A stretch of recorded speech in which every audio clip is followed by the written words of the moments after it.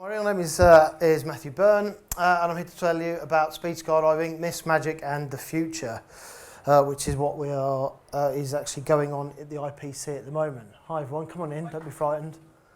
Better late than never. We've got a sick note. There is comedy in it. Yeah, there is comedy in it. So I'm going to start off with who I am, tell you about what speed skydiving is all about and things. First of all, the boring bit: who am I? Matthew. I'm going to take you back to 1991. That's me on the flight line waiting for my first jump, courtesy of my father, who's no longer with us. Kev, I also met Kevin at Ipswich Parachute Centre back in the 90s, which is when I first started jumping. So after I did my first jump, actually I'm going to go back to that one because it is funny. Yeah, front and back kit, as you can see, just after I had my front mounted reserve mounted, because if you've got your static line in your hand, it still applies today, it means you've been checked and ready to go. After I did that, I wandered the skydiving wilderness for a little while. I did that new free fly thing that was going around as well, and come on in, Catherine, don't be frightened, I've just realised I've forgotten my notes. Sorry, bear with me, they are in here. Can you tell I've not done this before? Well, not here. Oh dear. Almost a bit fine, but not quite. I've helped with others before. Wandered the skydiving wilderness for a little while, did that freestyle thing with the vision of becoming a sky surfer. And then I did that new fangled free fly thing that was knocking around in the sort of early to mid 90s. Finally got my teeth into something and combined the two hobbies. Come on in, Max. I know you're here for a good giggle. You'll wait. And so decided to start combining photography and this skydiving malarkey that I'd taken up as a wily 18-year-old. So went into bigway camera because I love doing bigways. And at the time when I started, there was I don't know if you've all seen the picture of the Royal Marines record stack, and I thought, I didn't want to do that. I thought I can photograph that, and I want to do stuff like that. Their record still stands and nobody's done it since, so for all you crew dogs out there that are watching in the future, that's something to go for. But I think you'll have a tough time beating the Royal Marines on their record stack. So did that for quite a while, did lots of bigway beginner stuff. This was with chasing tails over Hibblestow when we used to do 28-way competition. That's kind of gone by the wayside at the moment because, as you can imagine, for a load organiser to try and put a team of 28 skydivers together, and of course, in order to make it a competition, you need more than one team. So unfortunately, the bigway scene in the UK has kind of died a little bit now, which then led me to answer the call of the four-way skydivers. I filmed quite a few four-way teams, but I am best known for filming these Herberts. Equal pay for women, with two Toms, a Harry and an Alex. No Richard. That was when, I know. When I started filming Equal Pay for Women, it wasn't long before I got my name on my first British record. So 2012, their rookie round 3, I think it was, 26 points in time for a rookie team. And it's a British record that still stands today. And I had 4 beautiful, happy years with those guys. And then it wasn't long after that I was still filming a couple of other four-way teams. And then in 2016, I don't know if any of you were there, but as you know, the weather was awful. It went to the second weekend and I thought, right, I'm here. I'd already done a couple of speed road shows and I thought, right, it's time to stop thinking about it and get on with it. And so that's when I did my first speed competition after we'd finished the four-way. For those eagle-eyed among you, you'll realise that picture's actually from 2017. Because in 2016 I came 6th, and then 2017 I decided to commit more time to speed, did some more training jumps, did some more road shows, and then got my silver medal at the 2016 Nationals for speed. And then, not long after that, it was last year, 2018 in July, at the ISA World Championships, which is the International Speed Skydiving Association, more on those in a little bit. I managed to bag my own UK speed skydiving record, which still stands. Thankfully, nobody's beaten me yet. and it came in at 565.37 kilometres an hour. That is still a current British record, 351.30 miles per hour, for those of you that wanted to convert it. Now, I'm just going to play you this quick video here, and it will play, damn it, because I had to convert it to PowerPoint because it wasn't going to work. This was a training jump over Langer. Now, just to preempt you, I'm the only one that does it at Langer, thankfully, so I'm able to pretty much get out early. So, of course, the person that was actually the jump master on this said, yeah, you're okay to go, and I'm the only one that got out over a massive, great big blob of cloud. And I said, oh, I had to stop it early because of the cloud. And everyone says, cloud? What cloud? I was like, yeah, cheers, guys. So that's just going to loop, and I'm just going to have a quick look on this. And then I'm going to tell you about what speed skydiving actually is. So, since the advent of the digital altimeter, when we went to, when George Pilkington, a British guy, invented the timeout, this kind of gave the altitude management market a kick in the rear end that it needed. And then not long after that, a whole slew of digital altimeters started to come on the market. And then the main one being the L&B ProTrack, okay, and that was able to start telling people not only their exit altitude and their deployment altitudes and a whole slew of other information, but it started to tell people how fast they were falling.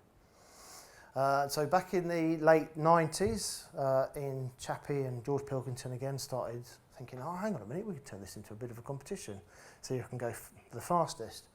And it's now developed into the discipline that we have today. So first of all, what is speed skydiving? Pretty much as simple as it gets. It's going towards planet Earth as fast as you possibly can.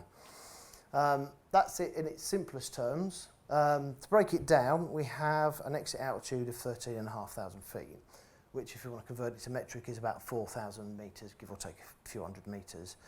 Any higher than that, it's a bust, so we can't go any higher. That is our absolute ceiling, even though a lot of the planes nowadays offer, and a lot of DZOs offer 14,000 feet, 15,000 feet as well.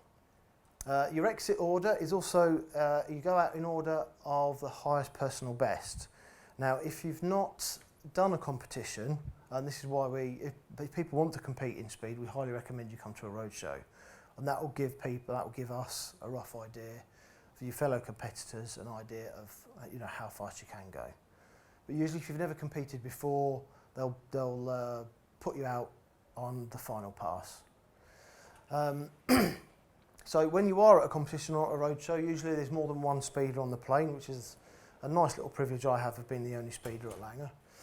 So we get out in order of your highest personal best or your highest recorded competition best, and each person will turn 90 degrees left or right off the flight line. So this will avoid any potential egress into each other's airspace, if you like. So the first person will get out, do a 90-degree turn to the right, and then continue with their speed skydive. Second person will get out, 90 degrees to the left, and then so on and so forth. Your speed is measured currently over a vertical kilometre, okay, which starts at 2,700 metres down to 1,700 metres. So that's just over 5,500 feet, which gives you plenty of time to wash out the altitude. Wash off the speed to get you to a normal deployment speed under canopy. Your final speed currently, and I say currently at the moment, I'm going to get onto more of the future later on. Final speed is recorded with the two ProTracks at the moment, ProTrack 1 or 2. You can't mix and match the two, so you can. When we were in Australia, it was all ProTrack 2s. And then, so the average speed of both of those is then, the final score is the average of the two averages. So each ProTrack will give you an average speed. You do the calculation, which is all nicely done on a computer program for us at the moment. And that is your final score. At the moment, it's recorded at your overall speed over your best 5 jumps over 8 rounds. We used to have 10 rounds, and then 8 rounds, 9 and 10 would be a semi-final and a final. And a couple of years ago, we voted on that, and then it was everybody does 8 rounds, no cut. And then, of course, the top averages are the medal winners. Now, so at until it was taken on by the FAI as an actual sport, it was kind of self-governed, and that led to the formation of the ISSA, which is the International Speed Skydiving Association. They've got a website, which is ISA1. The website will pop up later on with my contact details as well. Now, myth number one. It's not magic, it's not voodoo, it's not witchcraft, as I'm sure some of you have seen. Some people do it after doing a roadshow. They've come to us and said, oh, we don't know how you guys do it. It's like anything, it's practice. You've got to do your training jumps, do your practice, come to the roadshows and speak to us. This is a nice picture that Mr. Hurd gave me from his presentation last year, lying on the floor, demonstrating how he does it. Okay, and this is pretty much a given for how we all do it. I've heard of some people doing it in a head-up position, but that can lead to stability issues. But if you can hold a decent head-up position and go quite fast, then go for it, I say, if you're safe. Now, as you can see from Max's front, side and rear view, he does pretty much the same as I do. So nice and relaxed, head back, so you're looking at the ground. Some people do it with their head straight, looking at the horizon, which is pretty much upside down at this point. And it allows them to get into a nice comfortable position to gain a top speed. I don't have my hands in front of me. I tend to usually put them at the side. I've even been known to cross my arms before now. And it's not until I've sort of come out of it and gone, what are my hands doing here? Max, as you can see there, has got his toes pointed, so you're not anchoring yourself in the air with your feet.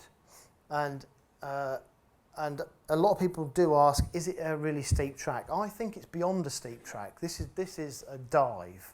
You are actually diving at the ground. This is what we call a positive position. So you want to keep the airflow on the front of your body. Okay, we call that positive. If you feel it on your back, that's negative. When it's positive and on the front of your body, it gives you a cleaner flying surface and more control. You'd be surprised the amount of drag that you get from your rig, because if you do go over onto your back, the air starts to burble off your rig, okay, and up here, and causes a huge amount of drag.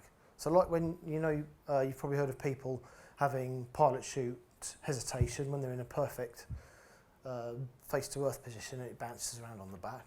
You've either seen it or experienced it for yourselves. That's creating a lot of drag in the behind you when you're face to earth. The same principle can occur when you're reaching these kind of speeds. So all the time you want to be feeling the air on the front of your body.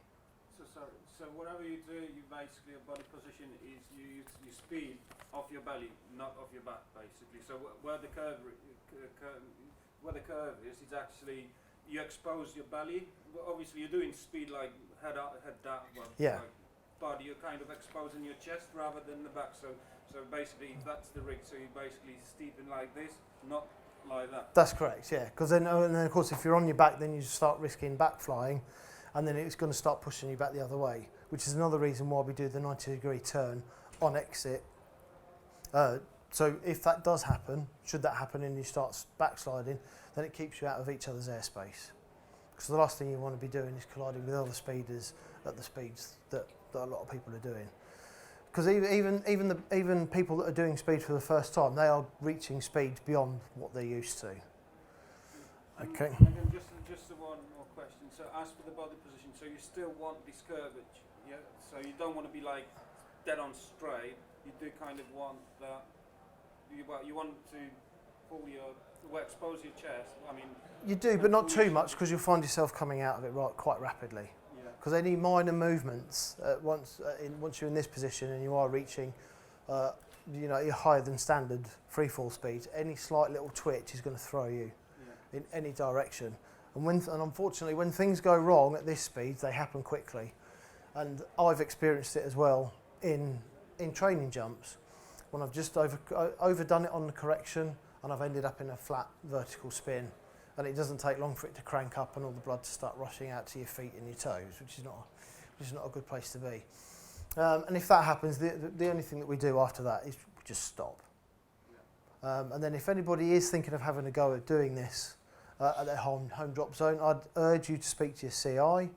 I'd even urge you to come to a roadshow first of all, because there's plenty of us there. I'll be there. Mikey Lovemore might be there, who's the BPA speed rep. Max will be there, and we can all point you in the right direction and go into more detail about what to do if something doesn't feel right. In essence, what I tell people to do is, if they're in the position and they feel something's not right, if they feel something's come loose, it could be just your jumper or part of your jumpsuit flapping in a way that you've never experienced before. And in that case, if something doesn't feel right, I say to people, stop. Just come out of it, go face to earth, check all your handles, your altitude, being the main thing. Make sure everything's where it's supposed to be. Because it's something new and it's different, and things will start to feel different. So if you're wearing a free fly suit to start off with, it's gonna feel different. You're gonna feel, the suit flapping around on you in ways that you've never experienced before. So this is my chart for my the ISA final. This is just a quick explanation about how we measure it. So the main red line in the middle, this is probably not the best example, is your final score. So this is the computer doing the average of the two averages. As you can see, I was hoping for a bigger screen, by the way. I do apologise. It splits into two separate sections. So the top line is one of your protracts, and the bottom line is the other one. When we look at this, you can actually highlight each individual line. Thankfully for this one, the speed was quite close to each other, because if the speed difference between the two audibles is 30.01 kilometres an hour, then you incur a penalty of how much is what the difference is after 30.01. If the difference between the two is 60.01 kilometres an hour, that unfortunately is a bust. And I've had quite a few of those, unfortunately, haven't we, Max? What causes those? Excellent question. What causes those? It really doesn't take a lot. You could just be slightly leaning over to one side, and you might just minutely. You might not even notice it. With the placement of the protracts, let me just go back to Max here. I don't know if you can just see them. He has them in the same place that I do, on the rig. So they have to be just above the hip bone, otherwise known as the iliac crest. Is that right, Max? Iliac crest, which is just the top of your hip bone there. But does it have to be one on each side? Or? Yeah. So you'll have. So they have to be in line with the lateral webbing here, and they can go far back. So I've had two patches fitted on the side of my rig, but this is all changing, and I'm going to get onto that in just a moment. Recommended requirements for speed. Now, these are all recommendations at the moment if you want to start. Ideally, your C licence, which is 200 jumps and FS1. Also recommended is FF1, and recently we went to TR3 as well. Okay, now it used to be that if you wanted to compete, you come to a roadshow, we can sign your logbook and to state that yes, you are safe doing some speed skydives, and that you can come and compete. Now, Mikey Lovemore, who is the speed rep, is working with the BPA at the moment on a new document for the recommendations. Once that's up, if you join us on the Facebook page, we've got a Facebook page, and also the BPA will publish it as well via social media and on the website, and we can put a link up for that, and then people can look at it or come to a roadshow, and then we can work on that from there. So those are the recommended requirements at the moment. Some more things will be set in stone later on this year. What that will be, I don't know, because Mr. Lovemore is currently in Lille at the IPC, going through all the rule changes and everything for speed. So a lot of this is going to change. And on that note, I'm waiting to get a message from him, so I'm just going to check my phone, and then he will let me know. Because also, I don't know if you know, he's also put in a bid for the Speed Skydiving World Cup, because for some reason the Americans didn't want to hold a speed element, So I'll get onto that in a little while. And I've just had a text message from Mr. Lovemore. Breaking news. I'll get onto that in a minute. The future. Okay. Because you just skipped the Oh, sorry. as for the Oh, sorry. Oh, yeah, sorry. right. As for the gear, for obvious reasons, it says full face helmet. However, can you use? Is it just a recommendation, or can you use open face helmet with the snowboarding mask on? All right, I'll come to that in just a second. So yeah, like you say, gear. The first question people say to me that haven't done speed is, can you wear extra weight? In short, no, you cannot. That's cheating. All right. What you have for breakfast? What you have for breakfast that morning or lunch? That's entirely up to you. And somebody once said to me, "Oh, I could just eat a whole load of lead shot." Yeah, you could, but you'd probably die of lead poisoning as well. Can I just say at this point, I weigh in at 80 kilos. I was getting to that. There you go, Max. Do you want a mic? No, it's all right. I'm shouting. It's not about weight. It's not. People think it's about weight, but it's not. I beat people who are 20, 30 kilos faster. Yeah. So if you look at me, I come in at just over 100 kilos. Max is 90 kilos, if that, soaking wet. And he has no problem. The rig on I weigh in at 99 kilos with the rig and clothes and everything. Oh, there you go. Kilos, So I'm 100 kilos plus as I am right now, and he beats me all the time. Well, a majority of this, I'll give you a run for your money. Let's put it that way. I'm coming, mate. So no, you can't wear any extra weight. What can you wear? Well, first of all, I'd say to people, be comfortable, but be safe. I see a lot of people wearing jeans and jumpers and putting the bungee on their hip ring, which is not recommended because that eats through nylon like you wouldn't believe, that little rubber band. So I'd recommend wearing a jumpsuit to start off with. Be comfortable, be safe. Most of us now, I wear free-fly pants. If it's hot enough, I'll wear shorts, depending on how confident I'm feeling. Or with, a lot of the time, Max and Mikey wear jeans and a compression top. We wear lots of Lycra. I'll get onto that in a minute. So you can wear Lycra top to give you like a shuttlecock effect, if you like. And the reason why we wear free-fly pants as well or jeans, is because yes, it does give you that extra bit of drag at the tail end of your flying position, but it also gives you a lot of input as well. You'd be surprised the information you can get from just by feeling what's going on. This is going to sound wrong, by feeling what's going on in your trousers. Going on to your rig, if you can make it close fitting, do it up a little bit tighter than usual. You can I've opted for, we recommend a pud instead of a hacky sack. My local rigger, not only did he fit the patches on the side, he also gave me a pud as well and changed my closing pin to a Teflon closing pin. Is anybody familiar with a Teflon closing pin? You tandem instructors might be, where they close the main loop with with a twin Teflon cable, and it gives that. It's as smooth as, but it gives that extra length going through the closing loop to really sort of put my mind at rest to avoiding premature openings, because you don't want a premature opening going 300 miles an hour. It's going to hurt, and there's a good chance it will either break your kit or parts of your body as well. And then full face helmet. Now we recommend a full face helmet for comfort, okay? Because when you do start reaching those speeds and you are looking at the ground, you've got to remember you've got that wind coming into your face at that super speed as well, and it gets loud, okay? So I always say to people, wear a full face helmet. Some of them have the option to take the pads out for when it's warmer, which is nice, and you can take them out and stick them in the washing machine.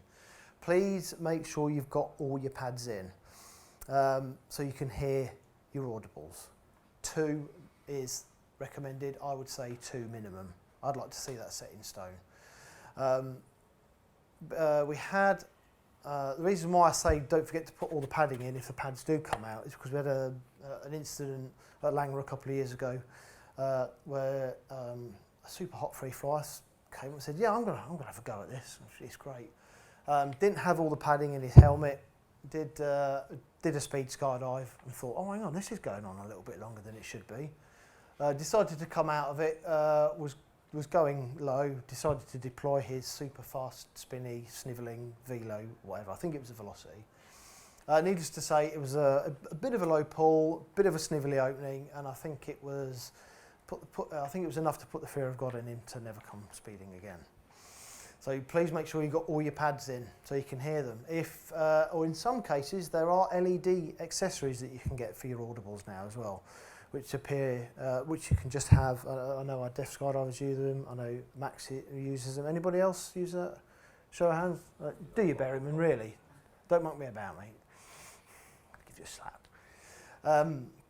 So yes, they're highly recommended as well. You can get them and they plug in, but I think it's only a certain type of audible. I know Optimus, yeah, Solos as well. I think you can plug them in as well. So those are recommended as well. Now we get onto the juicy bit, the future. Okay, so I've been talking about the road shows. There is going to be a new format on the road shows. They are going to be replaced with GP, so we are going to be having competitions during the year. How many at the moment? 2 at the moment, maybe.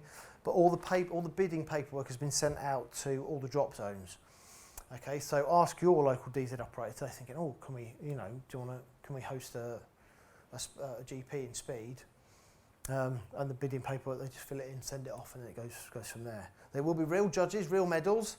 Like I said, the format is yet to be decided. There is going to be more. It's going to be a roadshow or GP, a GP roadshow. I've started calling it.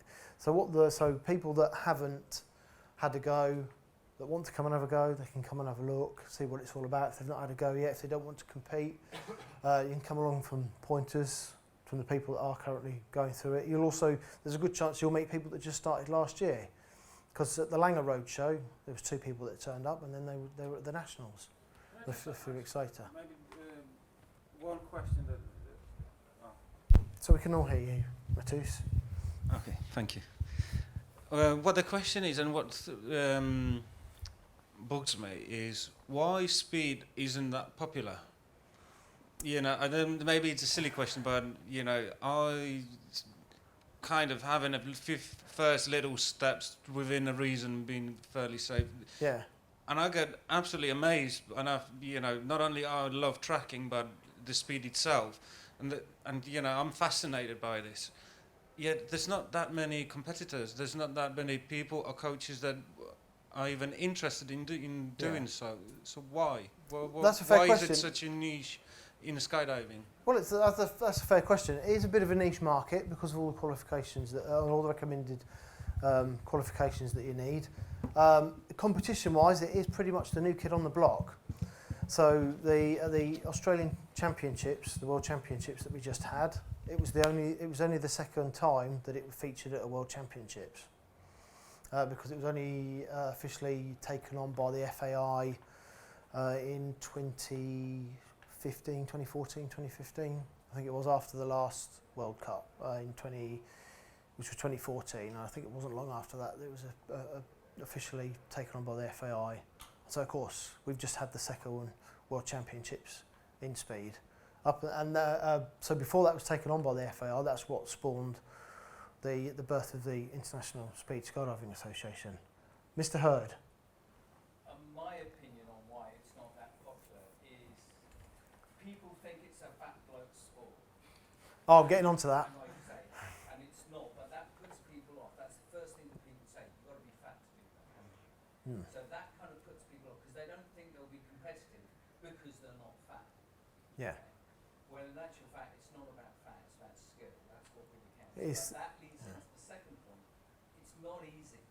We get a lot of people going, yeah, I can free fly, I can go head down for like 2 minutes, and then a high altitude jump on my head for 2 minutes. I must have been going thousands of miles an hour. But when it comes to actually competition and measuring it, they find it's much, much harder than they think because it requires a very different skill set from your normal skydiving. Yeah. And the other thing is people are scared of it because they think they're going to have a premature opening and their rig's going to implode and they're going to die. Which is why we are misconceptions, but these are people's perceptions that we have to kind of overcome. And as Matt says, we're a relatively new discipline. It's been kicking around on the fringes for 20 years. Yeah. It's only in the last few years that we've actually got traction in the IPC and we're having international world championship states. Because the follow-up my question is, again, it's the excitement from doing Oh, yes. speed. Yeah. And I think that's what, again, I'm fairly new to skydiving because I've only been skydiving for just over a year, but so I'm just trying to kind of, lick every part of the sport and find my niche. And so what I find myself most comfortable with and getting the most buzz and excitement from is tracking. Tracking's more of on the relaxing side, but speed or steep tracking is something that, like, the faster I go, I'll kind of land and I'm like, or even like after I deploy the parachute, I get the buzz, I'm like, whoa, that was like finally, you get this craving and you think, okay, well, but why am I just the only one, or why there's so few people that try it? And let's talk about this after. Well, yeah, that's why you need to come to one of our GP roadshows later on in the year, mate. Right, I'm just getting to the juicy bit now. I know that you said, I'm sorry, it's just that you said it's because it's new. I don't think it's new, well, as a discipline, maybe it's new, but skydiving's been for decades, right? So you could have tried speed 20 years, not just now. Well, we did. That was when the ProTrax came out, believe it or not, boys and girls. ProTrack 1 came out 20 years ago this year. Yeah, 98, 99. And of course, we had no way of measuring speed then, with vertical speed. Because again, the way I see it, maybe it's like one, it's a competitive side to it, so that's one. But on the other, you've got the thrill side, the excitement. So even the ProTrack, say 10 years ago, where you didn't have ProTrax, if you couldn't measure the speed, there still was the part of the excitement. So say, for example, some people may be interested in jumping off the cliff to get the buzz, where in skydiving you can actually get this massive crave and buzz from speed. So not necessarily actually doing it for the sake of beating the record, which is great. Where you can do it now, but I think it's just the buzz, Well, thankfully, for being there for when it first started, I always knew it had legs, and I thought, yeah, that's for me. But I was always too busy with either bigway or four-way. We'll get on to more Q&As in a minute. I'm getting to the juicy bit now, the future. Now, at the moment we use the ProTrax, which as we know, work on barometric pressure, and there's been a big debate for a few years now about changing it to GPS now that we've got the technology to measure it using the fly sight. You'll obviously I've heard a lot of people said, oh yeah, that was my final speed, but my fly sight said I was going to have it put on a t-shirt, but I thought better of it. The IPC are meeting as we speak, and that's where Mikey Lovemore is, to change from barometric to GPS measuring. It will be the fly sight, because that is pretty much the only thing on the market at the moment, and it is currently used in competitions for wingsuiting competitions. Any wingsuiters here at the moment that have used the fly sight? It was nice meeting Michael, the guy that invented the fly sight, because he's a programmer. He was a hardcore wingsuiter himself, and he made it just for his own little hobby. And when I asked him, when did you realise you had a marketing product, he says, oh, I put some money together, I managed to make 100 of them, and he thought, within 12 months they'll still be knocking around the house, getting in the way. 3 weeks later they were gone. And that's when he realised that he was onto something, which is the product that we have now. Now, so as I said, Mikey is now in Lille. He said he was going to tell me about the decision to change, because I know that he phoned me last night, and he says, I don't know if this has any bearing on your presentation. I said, it's too late, I finished it and I sent it off now. So he's just sent me a message saying that the GPS has been approved, the 3-second movement measurement window. It goes into quite a bit of detail. Now, he told me this over the phone last night, and it went on for a little bit. So I wasn't able to take it all in. I was getting thrashed at a game of frustration by my 6-year-old daughter, so it was 4 games to 0. She's lethal, she's evil at playing the game. Anyway, so that's been approved, and the Speed World Cup is coming to the UK, so there you go. Hot off the press, we are changing, that's it, that is the future. So we are changing from ProTrax barometric to GPS, and we are having the Speed World Championships here at Dunkerswell at some time in August. So thank you, Michael. Yeah, go on, give it a clap. Because for some reason at the World Cup this year, the USPA didn't want to hold a speed element. there's plenty of rumours flying around, which I don't want to speculate on at the moment or get into. So Mikey's put in a bid, and it's been successful. So excellent. So that's pretty much all to tell you what's happening with how we do speed, what is actually going on. Just to touch on what Max said about it all being a bunch of fat people that are really good at doing it. One term I have heard people use is that, it's just a bunch of middle-aged men in lycra. Well, I don't know who that geezer is on the left there.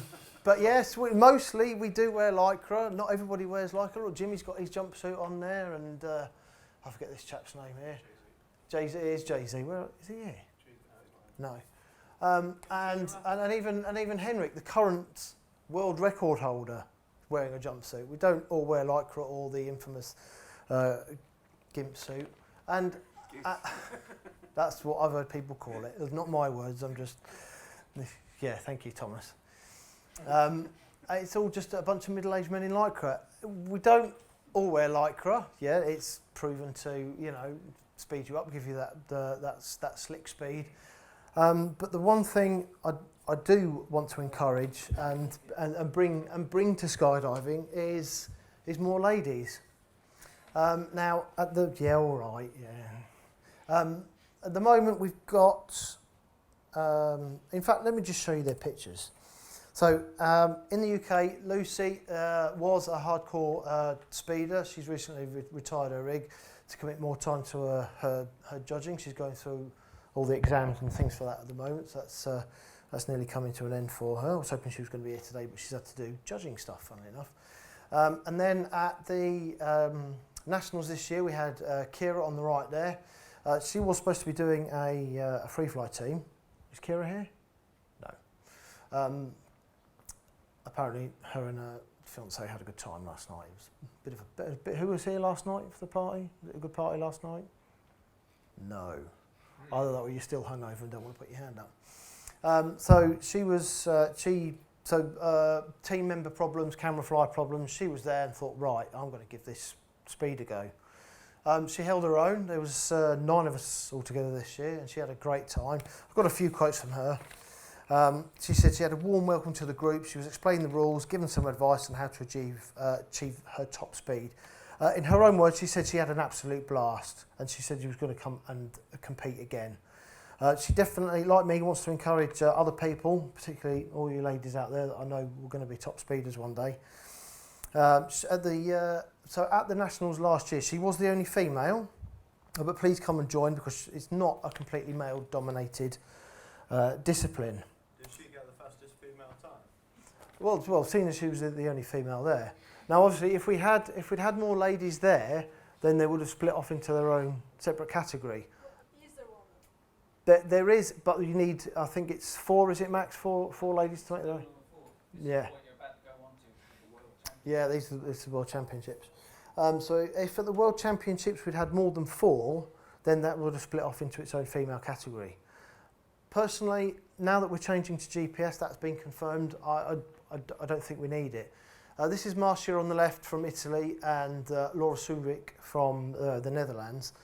In the post-meeting competition, Marcia summed it up beautifully. She says, I don't want to be judged as a speed skydiver purely on my gender. And she hit the nail right on the head, and I thought, I couldn't have put it better myself.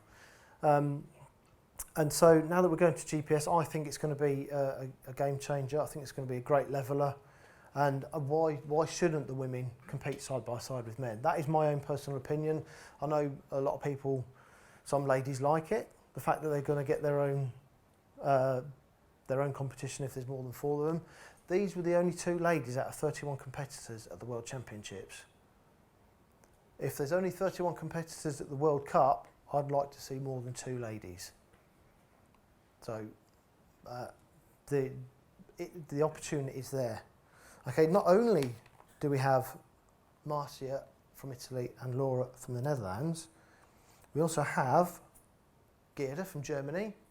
We have Galina from Russia. That's her other half, Kirill. He's also a speeder. Now Galina and Gerda, they are also jumpers in the classics, so style and accuracy. They like doing style and accuracy because it's a very sort of personal, or you're on your own type of discipline. Speed is the same. And Galina said she started because she wanted to do something different, but still maintain that sort of individuality within the sport. And so they compete in speed. Galina and Geert unfortunately weren't in Germany, weren't in Australia due to other commitments. And then at the bottom there we have Angelica Mittash. She doesn't compete in in speed skydiving. She is the FAI chief judge in speed. So every speed competition I've been to, our chief judge has been a lady. Okay, and she's exceptionally good at what she does. How the judges are going to get their heads around the new rule changes, I don't know how they do it. They do it every year in whatever discipline. FS is always changing. So is the artistics and all the other disciplines. How they manage to keep up with it all, because with us changing now to GPS, it's completely rewritten the rule book. There's going to be so many changes. Even I'm going to have trouble keeping up with it. But I will sit down and read the rules because I am the type of person that sits down and reads terms and conditions before I click the yes button. Okay, that is pretty much it from me. We've got a few minutes for Q&A's, and I've gone too far. A nice picture of me there. Oh, and the guy on the left in the rubber suit, that was me at the Speed Nationals in 2016. Needless to say, I did 4 rounds in it and binned it because it was highly uncomfortable. I always say. Put it in your drawer next year. Well, okay, well, I've still got it, but it's not in the drawer next to my bed, no. I was going to bring it with me in case anybody wanted to try it on, but I didn't think I'd have any takers on that side. But as you can see now, free fly pants, compression top, comfortable, safe, and that's actually part of a full suit that you wear underneath a wetsuit, apparently, or a dry suit. So I can keep it in, it all stays tucked in, it doesn't come out and get in the way. Of all the seminars that were on this afternoon, or in this time slot, thank you for coming to mine. I hope you've learned something. Any questions? There's no such thing as a stupid question in skydiving. That's the website for the ISA. You can find me, Facebook, Mr. Matthew Black. And hopefully I will see you at a GP Roadshow soon. Yeah.